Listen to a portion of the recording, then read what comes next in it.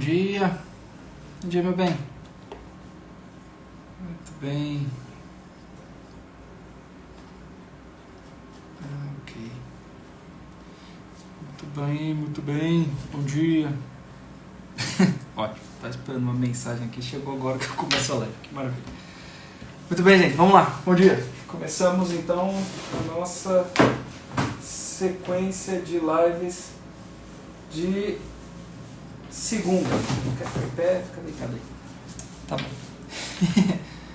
Muito bem. Começamos hoje as nossas lives de segunda. Sejam muito bem-vindos. Hoje a gente começou, na verdade, um pouco tarde. Já são 9h30 da manhã. A ideia era fazer essa live bem mais cedo. Então, segunda que vem nós entraremos a partir das 7 da manhã. Tá legal? Então, 7 da manhã, segundas-feiras, estaremos aqui juntos e misturados nas nossas lives de segunda. Tá legal? Então, muito bem. Vamos lá, gente. Hoje eu queria continuar tratando com vocês a respeito de um tema que eu já comecei na semana passada, que na verdade é meio que ao redor do qual tudo aqui no perfil vai girar, né? Que é o tal da vocação, a tal da vocação. É isso. Nós vamos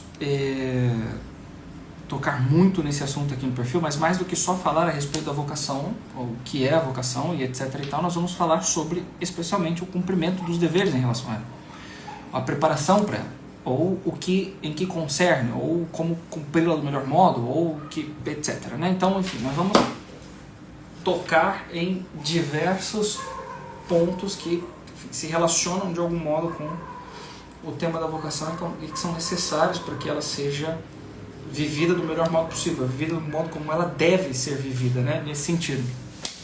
Muito bem. Ebi, então, seguinte, o ponto é o seguinte, né? Ontem anteontem, etc., nos últimos dias, tenho recebido algumas perguntas, todas elas voltadas para esse tema, no sentido do discernimento, no sentido do como encontrar-se com a vocação e etc. e tal. Tem um aspecto bastante importante e que na verdade eu queria tocar aqui, especialmente nesse aspecto hoje, a partir de uma caixinha que foi colocada ontem, né? Uma pergunta que foi colocada ontem por uma jovem, uma moça, 24 anos, novinha, jovenzinha, né? Discernindo ali também o seu caminho, mas que foi colocada numa espécie de encruzilhada, uma confusão dos diabos em decorrência de um comentário de alguém, sabe-se lá Deus quem, mas que na verdade não é um comentário muito incomum não, a gente vê isso sendo dito em vários locais, por várias pessoas distintas, etc., dentro da igreja, né? Que é o seguinte, ela disse que ela sentia que a vocação dela era o matrimônio, mas ao mesmo tempo ela queria ser freira porque alguém disse para ela que havia uma beleza, que Deus via uma beleza maior nas virgens, né? Então, na consagração, na vida religiosa e etc, né? Veja, eu quero tocar em dois aspectos aqui, né? O primeiro deles não há, atenção, hein? Não há superioridade vocacional, ok? O que há é um estado de dignidade diverso em relação às pessoas, tá? O que eu quero que vocês notem é o seguinte, veja, o matrimônio ele não é menor do que o sacerdócio, não é menor do que a vida religiosa, não é menor do que a vida consagrada, não há diminuição em relação às vocações, aos estados de vida, né? Um maior, outro menor e etc. Quando eu digo dignidade em relação às pessoas, é o seguinte, veja, e isso ainda tem relação com, tem relação na realidade, na verdade, não com a pessoa em si, ou com o estado de vida de um modo geral, mas com relação ao sacramento. A dignidade sacramental é imposta pela ordem, né, é diversa, evidentemente, do matrimônio. O colocar-se a serviço de Deus impõe uma dignidade um pouco mais elevada. Por quê? Porque impõe um grau de sacralidade na pessoa disposta dentro desse sacramento. Mas, evidentemente, nós estamos falando do sacramento da ordem, que é exclusivo para homens, vocacionados ao sacerdócio, percebe? Então, esse é um aspecto do sacramento, mas não do estado de vida em si. A segunda coisa na qual eu queria tocar é o seguinte, olha, quando nós falamos a respeito do ser humano, o natural é que o ser humano seja casado, é que o ser humano ele se entregue no laço matrimonial. Isso é o natural, isso foi para o que Deus criou o homem e a mulher, entende?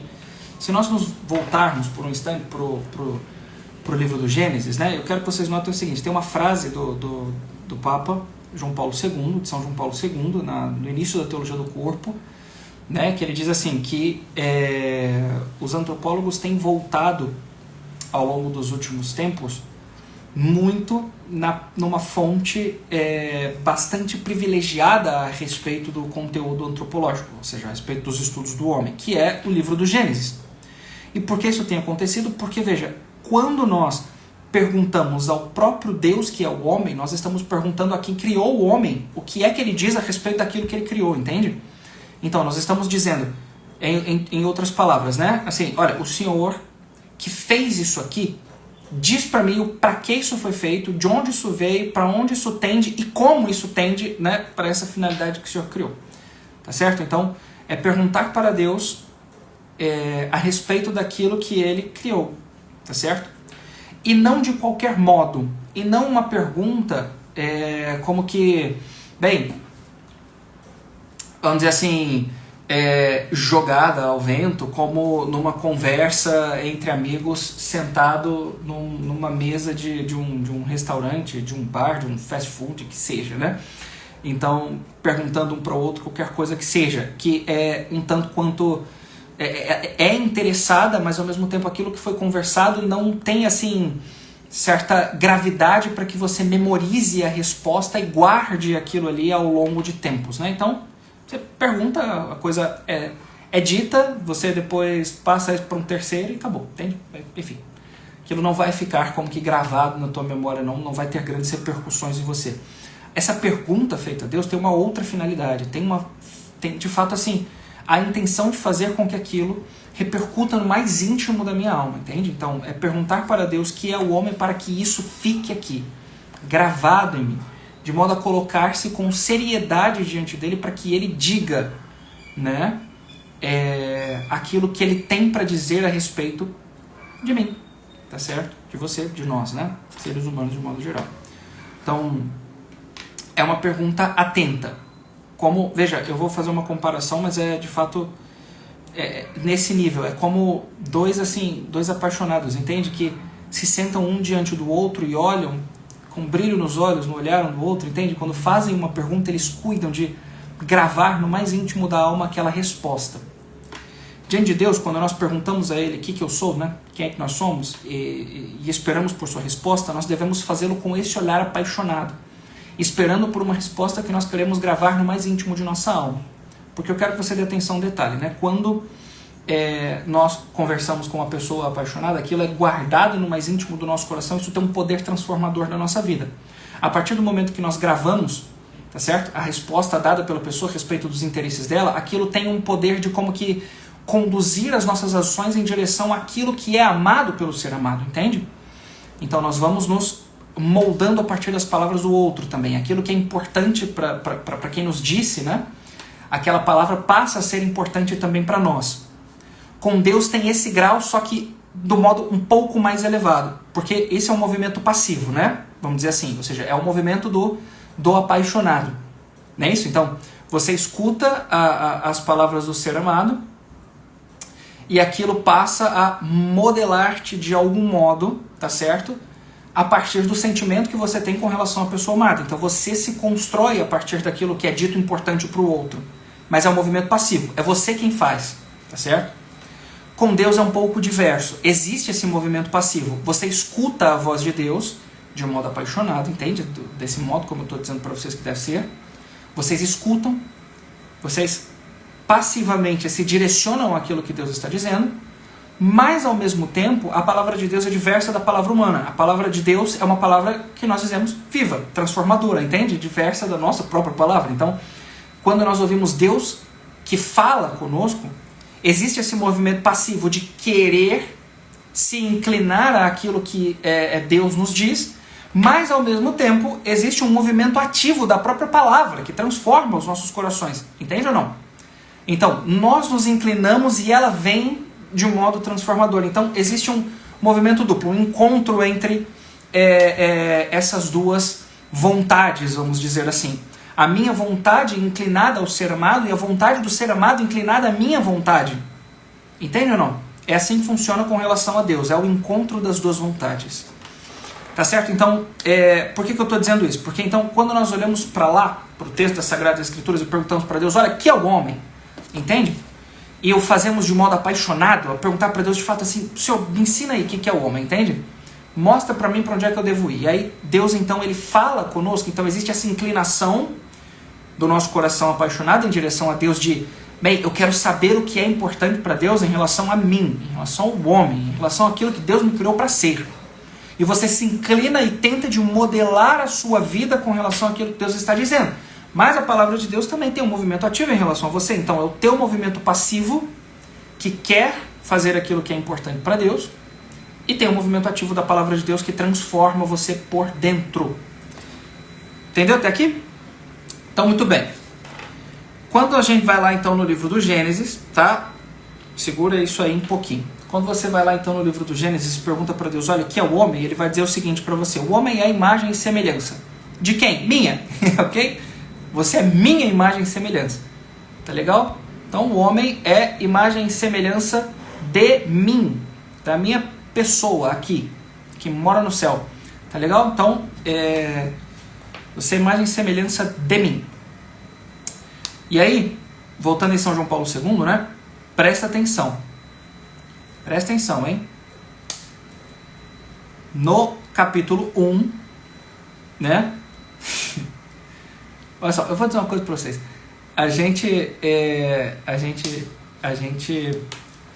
Eu mandei mensagem aqui para resolver um problema, né? O estabelecimento levou 1 hora para me responder, né? E aí eu tô aqui fazendo live, tô levando, sei lá, 15 minutos para responder o negócio, e eles encerraram o atendimento, você acredita? Porque abençoados sejam, né? Muito bem. Oh, céus. Enfim, tá bom, daqui a pouco eu abro o atendimento de novo. Tá, é a imagem de Deus aqui, como diz a minha esposa, né? Não é a imagem de mim e Gabriel aqui, mas enfim. É Deus dizendo, hein? Estou imitando Deus aqui. Minha imagem. Imagem de Deus. Então, atenção. Quando a gente vai lá e pergunta para ele, né? Se é minha imagem e tal, e a gente precisa dar atenção a um aspecto a respeito do ser imagem e semelhança de Deus. Existem vários aspectos aí. Na live de sábado com o professor João, eu falei sobre 2, do que é a imagem e do que é a semelhança. Vocês assistam lá e aí vocês verão, tá? A gente vai trabalhar mais esmiuçadamente os temas que eu disse lá por aqui ao longo do tempo, mas de qualquer modo vejam, porque não é disso que eu quero tratar nesse momento. Mas é do seguinte, olha, São João Paulo II diz, olha, quando no primeiro capítulo Deus diz, façamos o homem segundo a nossa imagem e semelhança, ele diz o seguinte, façamos o homem segundo a nossa imagem e semelhança. Então Deus os criou. Homem e mulher ele os criou. A sua imagem e semelhança ele os criou. Veja, o fato de o homem ser criado à imagem e à semelhança de Deus é o homem enquanto gênero humano. Mas ser dito imagem e semelhança, o Papa diz nas catequeses da teologia do corpo, ele é vivido de um modo pleno na união marital. Por quê? Na união no laço conjugal. Porque imagem e semelhança é para homem e mulher, criados juntos.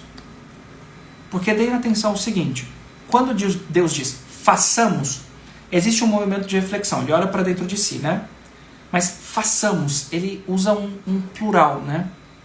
Então ele olha para si mesmo, façamos, ele diz isso de um modo reflexivo, né? Nós diríamos. E ao mesmo tempo utilizando um plural. Então ele olha para quem ele é, para quem Deus é, tá certo? Utilizando o plural. Então ele olha para o todo dele, ou seja, para a sua trindade, tá certo? E diz façamos. Então ele usa o plural porque ele olha para a Santíssima Trindade. e cria de modo reflexivo, olhando para aquilo que ele tem, para aquilo que ele é, para que o homem seja aquilo que Deus, né, é. Não de um modo pleno e completo, porque ele criaria outro Deus, o que seria contraditório e, portanto, impossível. Né? Então, Deus ele olha para si e ele cria o ser humano à sua imagem. E qual é a imagem que ele vê? Ele vê a imagem do Filho, né? O Cristo. Ele olha para Nosso Senhor e ele cria o homem segundo essa imagem aí, né? Então, atenção, veja. Ele cria o homem nesse sentido, olhando para dentro de si, e o que ele vê são as três pessoas da Santíssima Trindade. Uma comunhão eterna. Um vínculo amoroso. Santo Agostinho diz que Deus é a imagem do amante, o Filho é o amado e o Espírito é o amor entre os dois, né? Então existe uma relação amorosa na Santíssima Trindade que é vivida de modo pleno entre o Pai e o Filho pelo Espírito Santo. Tá certo? No Oriente se diz, inclusive, né, glória ao Pai no Filho pelo Espírito Santo. Então o Pai é glorificado no Filho pelo Espírito, né? Esse é o modo de rezar o glória no Oriente. Então vejam, de fato, essa relação amorosa entre os três, né, do Pai para o Filho no Espírito Santo, tá certo? É do que Deus parte para criar o homem. E se o homem é criado a partir de uma relação amorosa, nada mais justo do que dizer que o homem se completa numa relação amorosa, percebe? Então, isso no primeiro capítulo. No capítulo 2 do Gênesis nós vemos a mesma coisa, só que de um modo diverso. Tá certo? O homem tem um sentimento de solidão muito profundo antes de receber o resto da criação. Quando ele recebe o resto da criação, ele continua com um sentimento de solidão e Deus dá para ele a mulher e ele se rejubila, entende? Por quê? Porque o homem foi feito para a comunhão.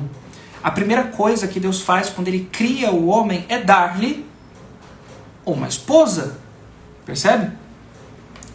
Veja, dizer que, portanto, né, voltando lá na pergunta do início, dizer que existe uma superioridade na vida religiosa seria então tanto quanto, bem, contraditório em relação à palavra do próprio Deus. Percebe? Sim ou não? Né? Seria um tanto contraditório com relação à palavra do próprio Deus. Seria como se Deus se desdissesse. Entende? Então, não é assim que funciona, né? Existe uma complementaridade entre uma coisa e outra. Porque veja, se Deus faz isso no início do livro do Gênesis e termina no Apocalipse falando das núpcias do cordeiro, usando a imagem do matrimônio, parece que há certa dignidade no matrimônio aí, percebe ou não?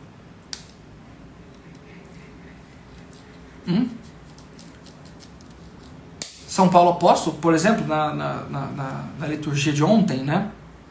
De domingo, ontem, fala sobre a vida celibatária, né? E aí parece contraditório mais uma vez, mas de fato não é isso. Existe uma complementaridade, entende? Cada estado de vida precisa ser vivido como o seu, de modo perfeito. É aquilo que eu disse para a mocinha ontem, né? Que fez a pergunta. Veja, os estados de vida eles se completam de algum modo, né? Existe uma completude entre um e outro, tá? Para isso a gente precisa olhar para a realidade do mundo de modo um pouco mais amplo, né? Tipo, o que é o mundo aos olhos de Deus, né?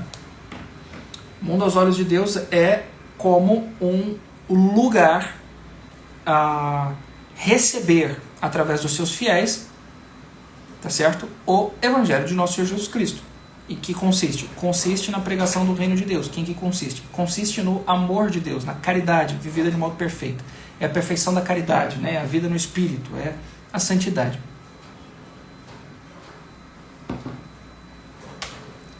Então, isso é, tá certo? O para que o mundo foi criado. Então, só que Deus ele designa, né, seres humanos diversos para realizar essa sua missão.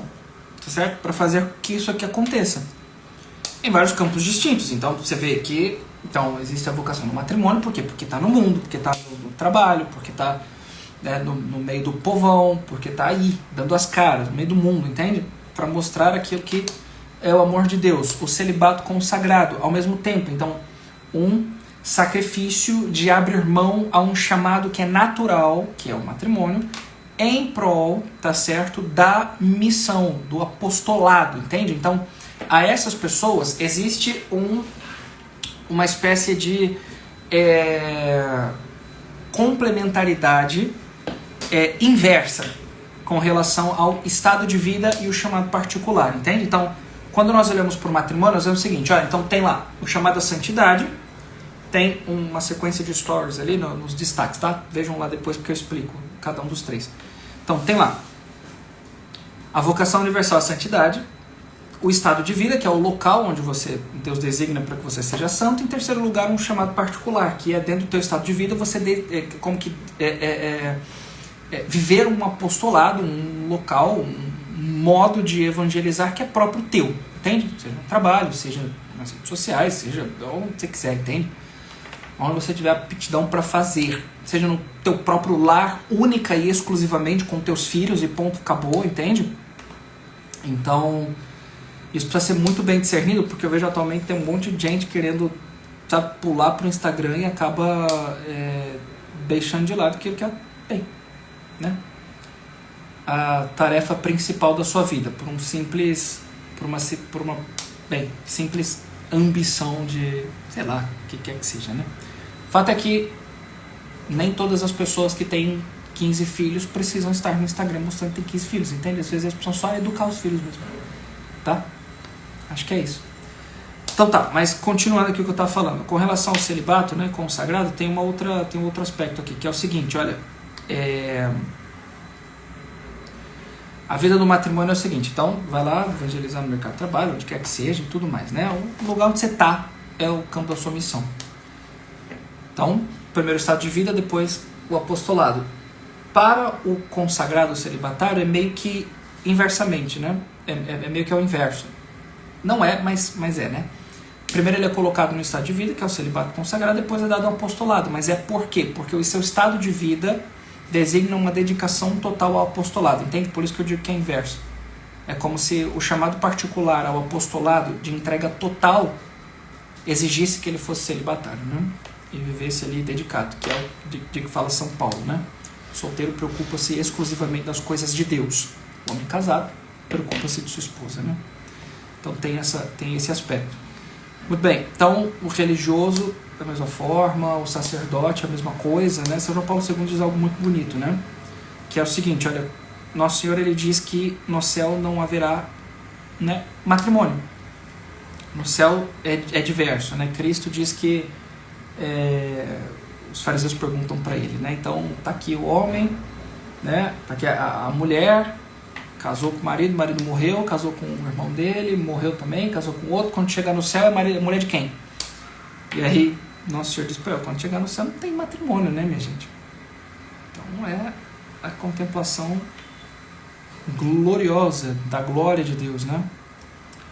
Então, sobre esse aspecto é dizer o seguinte, ó, sacerdotes, religiosos, celibatários, etc., eles antecipam esse matrimônio celeste, né? Uma união esponsal única e exclusiva com Deus, tá? Existe essa antecipação. Bom, tem um pouco tempo para explicar isso aqui, então fiquem com a definição, né? Com o tempo a gente trabalha isso aqui, tá legal? Mas vejam bem, né? O ponto é o seguinte, olha, não há então superioridade entre vocações, tá? Então, como é que eu faço para discernir, né? Como é que eu vou discernir aí a minha vocação? Tá legal? Olha o João aí. Como é que eu faço para discernir então a minha vocação, meu querido? Você vai então fazer aquilo que eu falei lá no início. Rezar, tá? Em que consiste a oração? Consiste em buscar de unir as duas vontades. Você vai direcionar a Deus uma atenção apaixonada, de tal modo que você vai se inclinar à sua palavra e ouvir atentamente aquilo que Deus está dizendo, de tal modo que você vai se inclinar, tá certo? Àquilo que Deus lhe está dizendo, como um jovem apaixonado, um homem apaixonado, uma mulher apaixonada e tal. Que o quê? Que quando sentam para escutar o que o outro está falando, dedica total atenção, não é isso? E guarda aquilo no coração. Você vai então apaixonadamente ouvir o que Deus está dizendo e guardar aquilo no coração. Porque quando nós falamos da palavra de Deus, nós estamos falando de um movimento duplo. Então, ter o movimento apaixonado e o movimento amoroso de Deus em direção a você. Então, o movimento passivo e o movimento ativo. Você quer e Deus transforma. Entendeu ou não? Então, é desse modo que você vai discernir a tua vocação. Em primeiro lugar. Em segundo lugar, você vai buscar, evidentemente, um diretor espiritual, tá? E aí ele vai dizer pra você ali o que é que você vai... Oi, Carol, vai sim, vai ficar salvo, tá? Você vai, então, procurar ali um diretor espiritual para você, enfim, perguntar para ele, olha, né? E aí, o que eu faço? Né? Então, você vai abrir a tua vida para ele, as tuas ânsias, as tuas circunstâncias e etc. Veja, tem algo que as pessoas se esquecem de levar em consideração, que é o seguinte, olha, a vocação ela faz sentido para a pessoa chamada. Ela não é um fardo, não é um peso. Ela faz sentido. Ela é a realização do sujeito, entende? Você vai ser feliz ali na tua vocação. Não estou dizendo que não vai ter dificuldades, entende? A felicidade não exclui tristezas, dores, amargura, dificuldade. Entende ou não? Muito pelo contrário. Inclui tudo isso, né? E às vezes até acrescenta um pouco mais. Vide... Beata Teresa Neumann, entende? Que tinha ali as chagas, sangrava até pelos olhos, vivendo a paixão do Nosso Senhor, entende? Mas era feliz ali, sendo freirinha, entendeu ou não? Santa Verônica, não me lembro o sobrenome. Meu bem, se você lembrar, você bota aqui. Ela vivia também ali a paixão, foi através dela, inclusive, né, que descobrindo que Nosso Senhor ele foi virado na cruz deitado e tal, depois que levantaram e etc, enfim, porque ela vivia tudo, tipo, levitava como se estivesse crucificada mesmo, né? Então, São Padre Pio com as chagas e etc, tipo, vocês estão achando que é gostosinho ter chaga na mão, entende? Dói a beça, entende ou não? Tipo, tem dor, mas ao mesmo tempo é a felicidade do sujeito, tá? Dentro do matrimônio é um sacrifício diário, né? A entrega cotidiana. Então... é isso, assim, as dores do parto da esposa, o trabalho do marido, a dedicação, entende? Então, tudo isso inclui ali, né? Mas é a felicidade. A vocação faz sentido para você, entende ou não? Quando você vai discernir isso aí, você vai dizer, olha, é verdade, é isso aí mesmo. Só que só vai saber isso com autoconhecimento, entende ou não? Sabendo quem você é. E aí você vai precisar de um diretor espiritual. Fazer isso sozinho dá muito trabalho, tá? Tá bom? Dá muito trabalho. Tá legal? Santa Verônica Giuliani. Obrigado, meu bem. É isso aí. Essa mulher. Santa Verônica Giuliani. Procurem no Google depois, dá uma googada sobre a vida dessa mulher, que ela é braba. Tá bom? Então, mas o fato é isso, entende ou não? Diretor espiritual, oração... e tudo isso tendo em vista o autoconhecimento e a realização da vontade de Deus, no encontro das duas vontades. A tua inclinação à vontade de Deus e a vontade de Deus que tem o poder de transformar-te. Tá bem ou não? Então, é isso, minha gente. Tá legal? Nós nos veremos então segunda-feira que vem, só que segunda que vem eu disse, vai ser 7 da manhã, tá? Hoje foi muito tarde. Então, 7 da manhã a gente se encontra. Semana que vem... e todas as segundas-feiras ao longo do ano. Só para lembrar, quarta-feira tem catequese, gente. Esteja comigo lá no YouTube. Eu vou divulgar aqui, é outro YouTube, tá? O meu YouTube, meu nome, Gabriel Vacarello, tá lá. Depois eu vou botar o link aqui.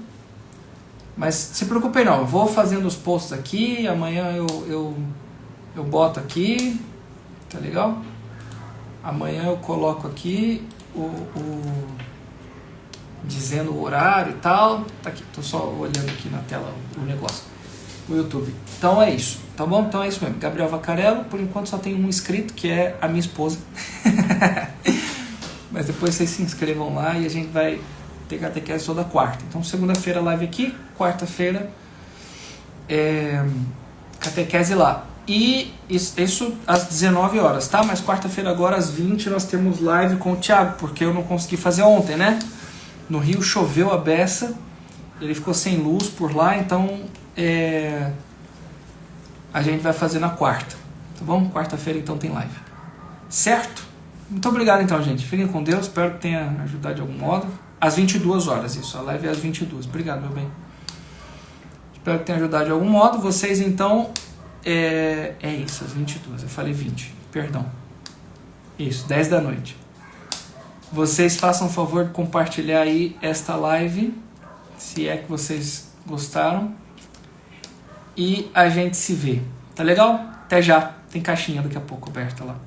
Um abraço, fique com Deus. Tchau, tchau, gente.